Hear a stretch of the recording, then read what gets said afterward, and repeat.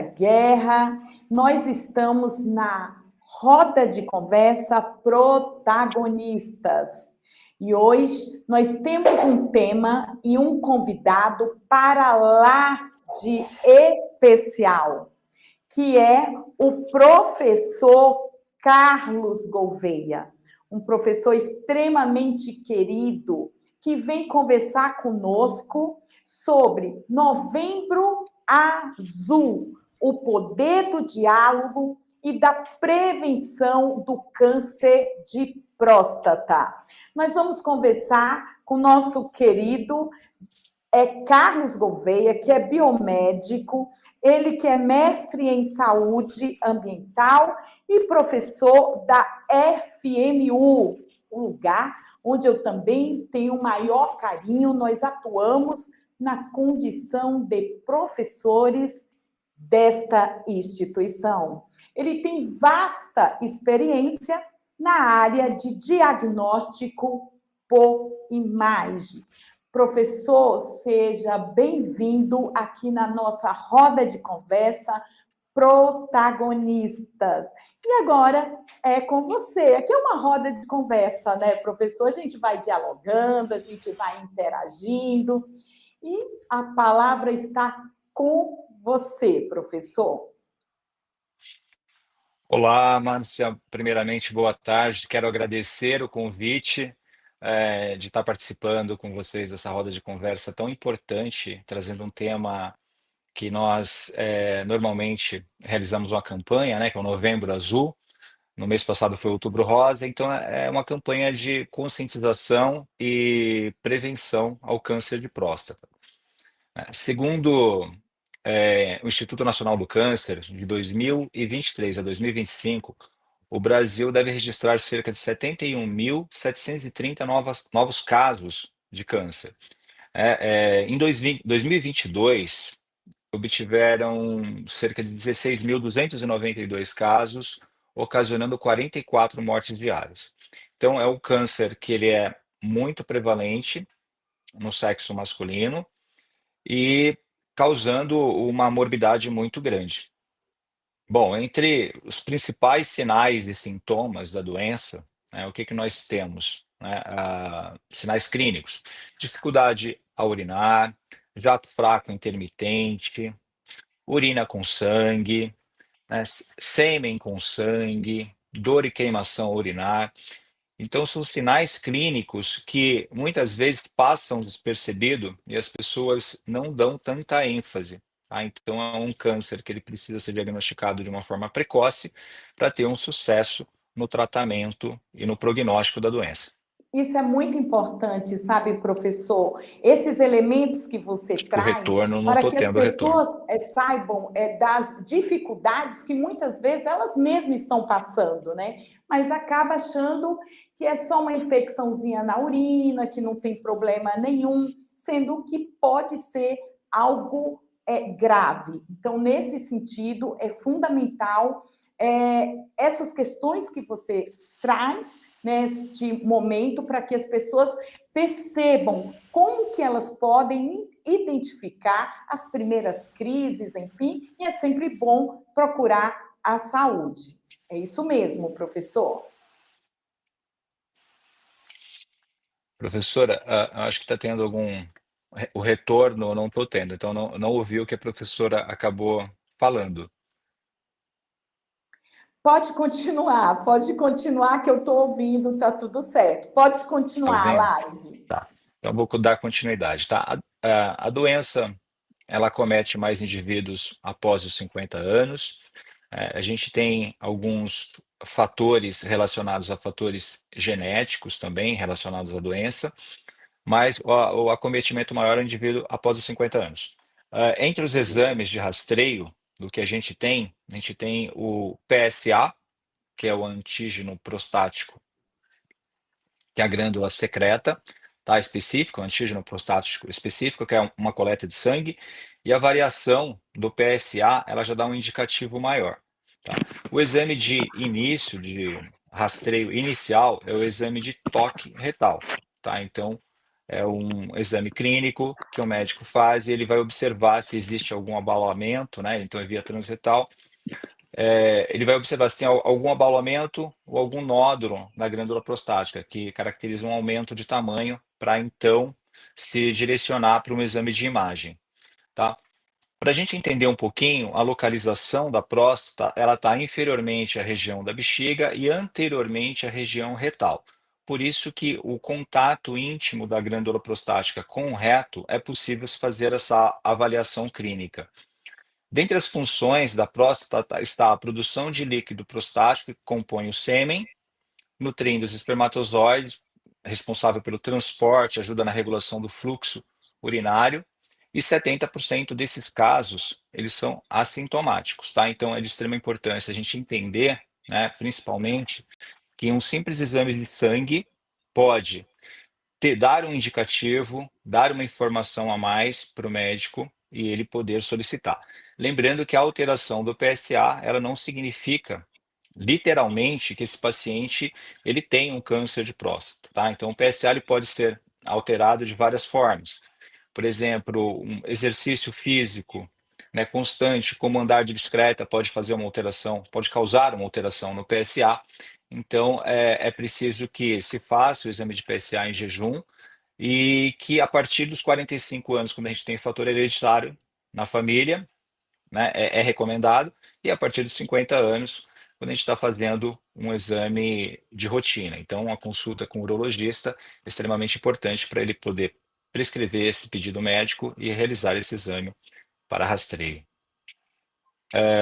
Entre os problemas que a gente pode ter relacionado à hiperplasia prostática, né, a gente tem uma situação, por exemplo, que a gente considera uma hiperplasia prostática maligna, né, que está relacionada diretamente a uma proliferação celular irregular do tecido da glândula prostática, e a gente tem o que a gente considera uma hiperplasia prostática benigna, tá? Então, a hiperplasia prostática benigna, né, ela vai ter um aumento da glândula também, a gente considera essa hiperplasia, esse aumento da glândula, um processo fisiológico, tá? Então, no decorrer da idade, essa hiperplasia, ela pode acontecer, então a glândula prostática ela pode aumentar de tamanho, e esse aumento de tamanho pode impactar em sinais e sintomas ou não.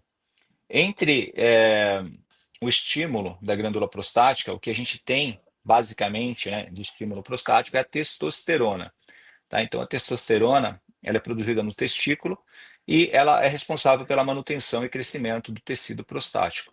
Tá? Então, esses níveis de testosterona também, a dosagem hormonal é extremamente importante. No indivíduos mais velhos, né, o testículo e o tecido adiposo também fazem a conversão da testosterona em estrogênio. Então, o equilíbrio hormonal também é fundamental para se monitorar, né, o estadiamento da doença ou se o paciente está desenvolvendo mesmo essa hiperplasia prostática e a necessidade de investigar. Existem vários tipos de exames de imagem, né, e existem também etnias que têm uma maior predisposição, né, por exemplo, indivíduos de descendência afrodescendentes, né, eles têm uma maior predisposição de desenvolver, ela está relacionada a fatores genéticos, tá? Então são indivíduos que podem ter os sinais aí aos 45 anos, e os que têm menor incidência são os indivíduos asiáticos, tá? Então os indivíduos asiáticos, eles têm menor predisposição de desenvolver a doença.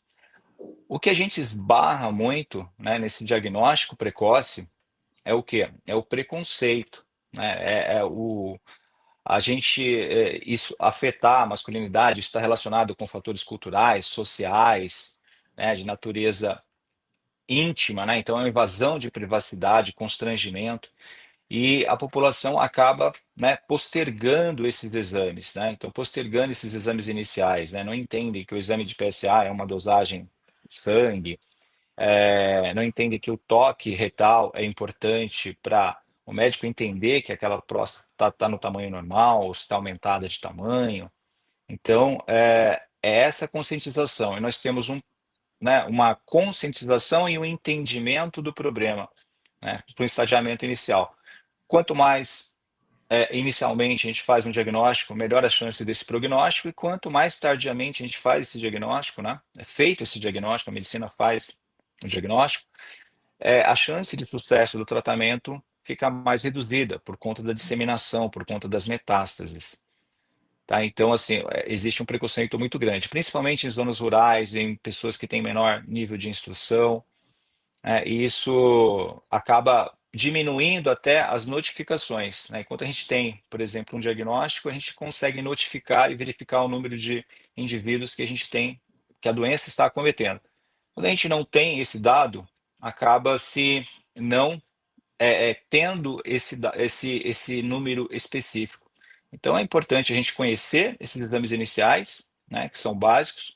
Depois a gente fala um pouquinho dos exames de imagem, que são ultrassom, a ressonância magnética, e existe, né, numa dúvida clínica maior, a biópsia, que aí sim é o conclusivo, né, que vai avaliar realmente, de fato, a celularidade, o tecido em si, para que se conduza a um tratamento específico.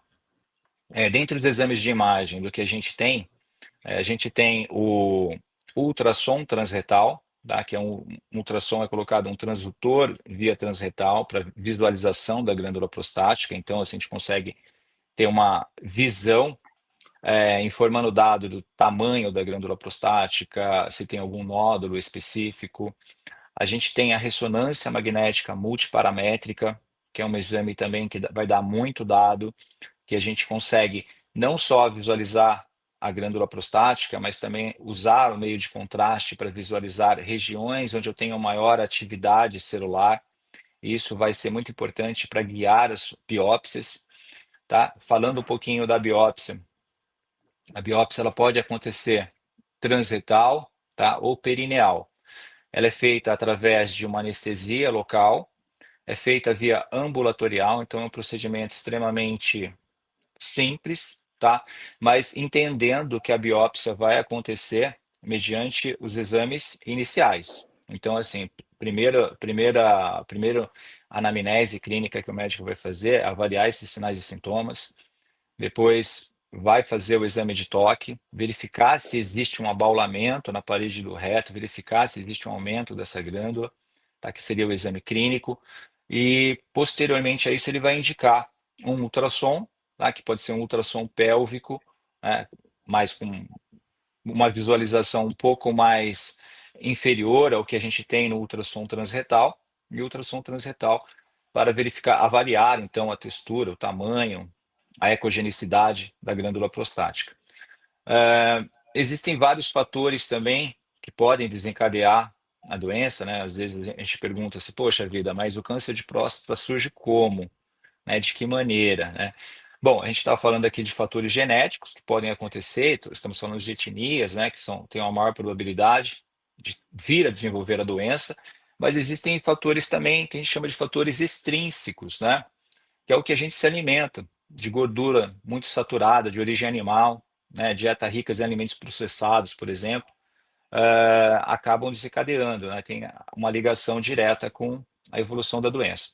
Então, o que seria ideal também, uma dieta rica em verdura, frutas, peixes, né, ricos em ômega 3, alimentos com propriedade antioxidante. Então, seria também um jeito, né, quando perguntam para a gente, um jeito, como que eu faço para não desenvolver, né? Eu falo assim, olha, todo mundo que chegar até os 100 anos vai desenvolver alguma, né, a gente tem a produção a mais ou menos de hormônios e isso vai acontecer. Então, essa hiperplasia, essa alteração, e isso vai te causar sinais e sintomas ou não, né? Então, a gente tem aí uma alimentação que deve ser regrada, deve ser uma alimentação equilibrada, e para equilibrar esses hormônios também, né, assim, o equilíbrio hormonal, por exemplo, a gente tem a atividade física, né? A tão famosa atividade física, que poucas pessoas fazem e que agora a gente está observando um pouco mais de adeptos à prática de atividade física, tá? O exercício regular, ele ajuda a manter peso saudável, melhora a função imune, reduz a inflamação e contribui para o equilíbrio hormonal, tá? Então, assim, a gente conscientizar as pessoas que você aí, né, você pode fazer alguma coisa pela sua saúde, né, é importante. E também conscientizar para esse diagnóstico, para esse rastreio, né? Não ficar postergando. A gente entende um pouquinho. Uma vez uma conversa com uma fisioterapeuta, né? E na ocasião eu havia tido uma fratura de rádio, né? E eu com medo de o osso colar errado e tudo mais, né? De a gente ficar com uma limitação de movimento. E ela me falou uma coisa muito importante que eu levei para a vida. Ela falou, Carlos, nosso corpo é um organismo. Ele se organiza, né? Ele conversa com a gente, ele dá sinais, né? E a gente tem que se atentar a isso de alguma forma. E se atentar a isso é nos observar, né?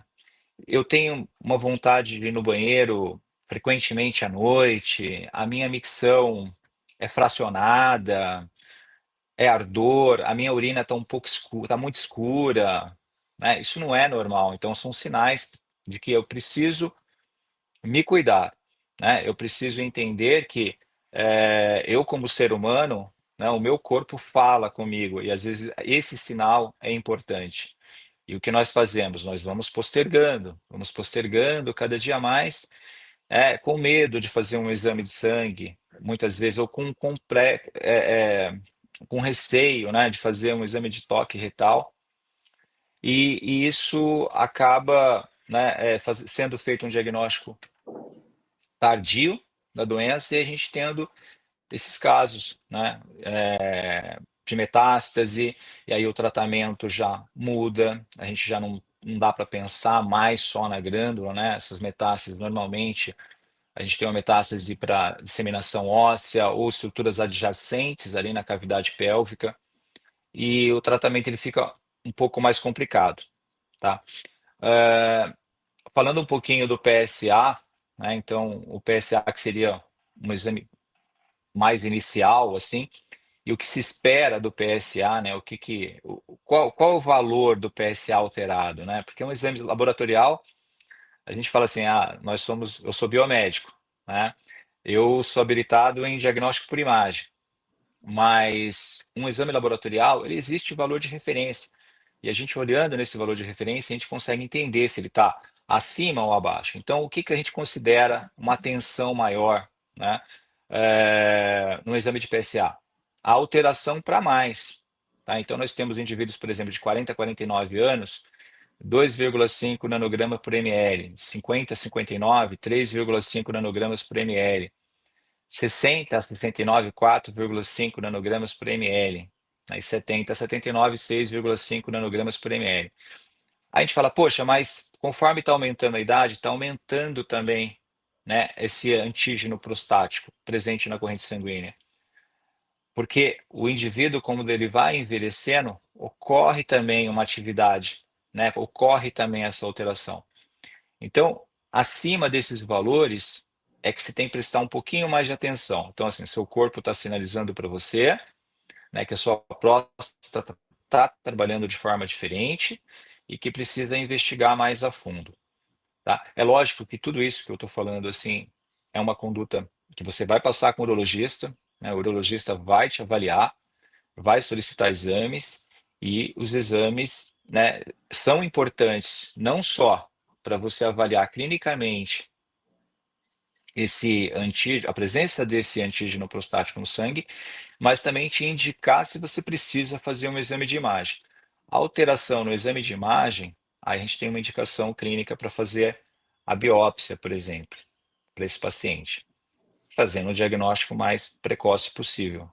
Bom, eu não sei, mas assim, falando um pouquinho partindo da biópsia, né, e falando um pouquinho dos tratamentos que existem, né, para o paciente hoje com câncer de próstata, diagnosticado com câncer de próstata, isso vai variar muito do estadiamento da doença, né? Então, assim, se você tem um estadiamento e um acometimento desse câncer localizado só na glândula prostática, se você já tem uma disseminação sistêmica. Mediante o tratamento, a gente tem algumas políticas públicas, tá, do SUS, né? Inclusive, muitas vezes a gente pensa assim, o SUS ele não atende, né? A gente tem um centro de referência na Brigadeiro, né? A Saúde do Homem, na Brigadeiro Luiz Antônio. A gente tem cirurgia robótica já, né? Então, a cirurgia robótica, diferentemente do que a gente da cirurgia aberta convencional, é uma cirurgia que ela é muito mais sensível, assim, no que a gente diz na ressecção cirúrgica, né? Muito mais o efeito colateral, né? É bem menor. Tá? Quando a gente fala de efeito colateral da retirada da próstata, a gente começa a pensar na lesão de nervos, por exemplo, causando uma impotência, né, causando problemas urinários, né, incontinência urinária, essas coisas, então a gente acaba minimizando isso, né, e a gente tem tratamentos, por exemplo, que são guiados por imagem, como a radioterapia, de intensidade modulada, então são tratamentos que eles são muito importantes, né, para o câncer de próstata. Então, a gente tem desde esses tratamentos assim que são relacionados ao uso da radiação ionizante para destruição de células tumorais da glândula prostática, como tratamentos como bloqueio hormonais, né, tratamentos como terapia-alvo, né, que aciona células do sistema imune a combater essas células do câncer, né, as células cancerígenas na glândula prostática. A gente tem tratamentos por medicina nuclear, que a gente consegue, através de medicações intravenosas, levar um elemento radioativo, né, para ele chegar até a glândula prostática e combater, né, esse tumor, combater metástase sistêmica também. Então, a gente tem uma gama de tratamentos muito importantes.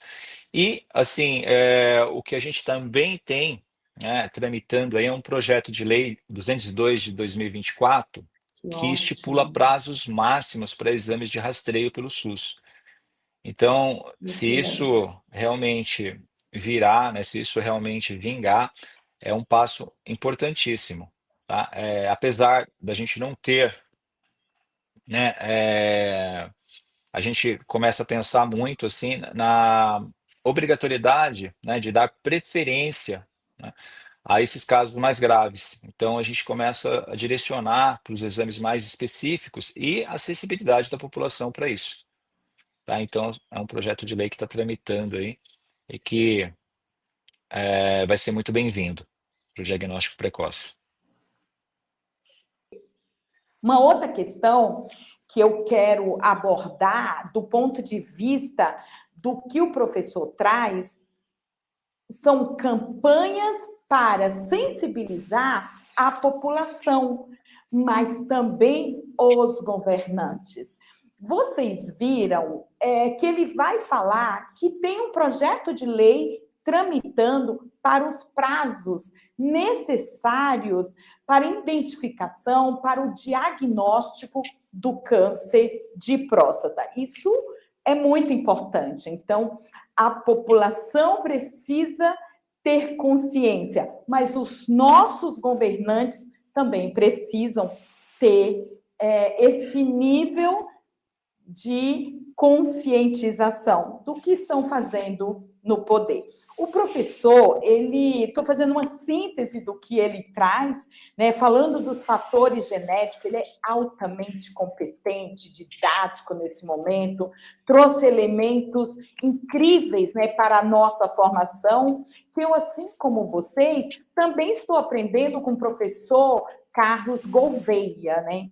Então, ele falou, além dos fatores genéticos, nós também temos os fatores socioeconômicos. Ele vai falar da alimentação de qualidade que a gente precisa, vai falar da importância da prática física, os dados estatísticos. Muitas vezes a gente não pensa sobre esta relevância, considerando que com esses dados estatísticos que o professor Carlos Gouveia trouxe nessa tarde, vai guiar literalmente as pessoas, os órgãos públicos e as campanhas que possam tangenciar onde nós precisamos investir mais, né? Ou seja, numa região, ou seja, em determinada etnia, isso é fundamental. Então, novamente dizer que campanhas são fundamentais aí do Novembro Azul e que o Novembro Azul esteja em todos os dias em nossas vidas, né? Para a população, mas também para os nossos governantes no cenário municipal, estadual, distrital e nacional.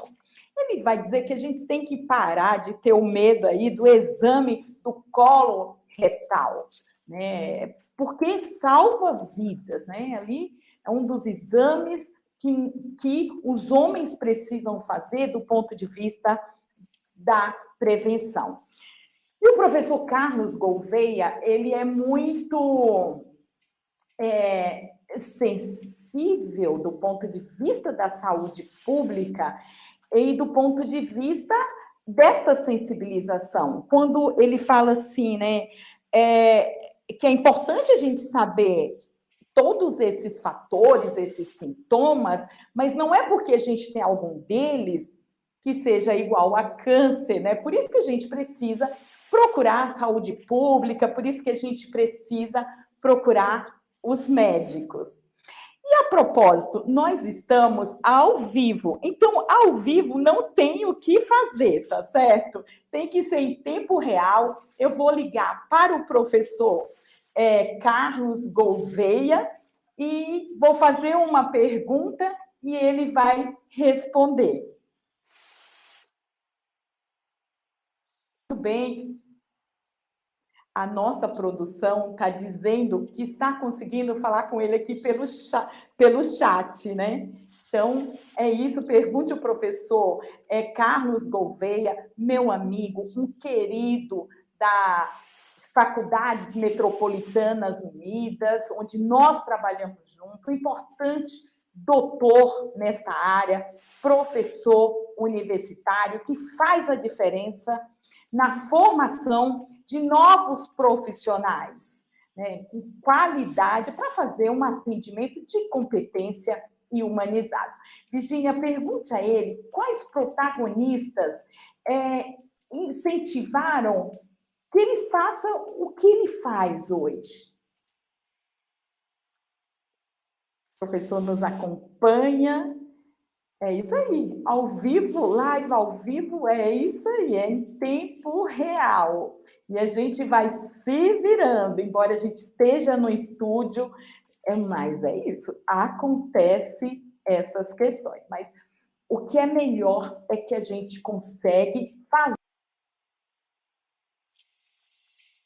Bom, a área de imagenologia é uma das áreas de atuação da biomedicina, né? E a gente, na verdade, né, a gente quando está estudando, né, quando começa a seguir uma determinada profissão, a gente meio que, né, quando olha para trás, a gente não entende muito o que aconteceu nos caminhos, né, da nossa vida para levarmos até ali. Eu entrei na área da saúde, praticamente, eu era bancário, né, e comecei a trabalhar, acabei saindo do banco que eu trabalhava e comecei a trabalhar num hospital. E dentro de um hospital a gente tem contatos com vários profissionais. E o pessoal da radiologia é uma área que me chamou bastante atenção, né, a radiologia, o diagnóstico por imagem, porque eu ficava impressionado como aquele método, aquela profissão, conseguia mostrar o corpo humano por dentro, e acabei ficando maravilhado, né, por aquilo. E mesmo sabendo que a radiação tem vários tabus, né, relacionados à radiação, a radiação causa câncer, e eu não entendia muito bem por que que a radiação causa câncer e se a radioterapia trata o câncer, por exemplo. Então tinha algumas coisas que eu gostaria de entender mais a fundo. Como que a radiação atravessa o corpo humano e começa a mostrar os órgãos internos do corpo humano. E isso foi me despertando muita curiosidade. Então, eu acredito que estar na área de imagem hoje, que já fazem uns 25 anos atuando nessa área, então é bastante tempo. Estar na área de imagem hoje, eu tive incentivo principalmente dos profissionais que eu conheci no caminho e que me incentivaram bastante a seguir esse caminho.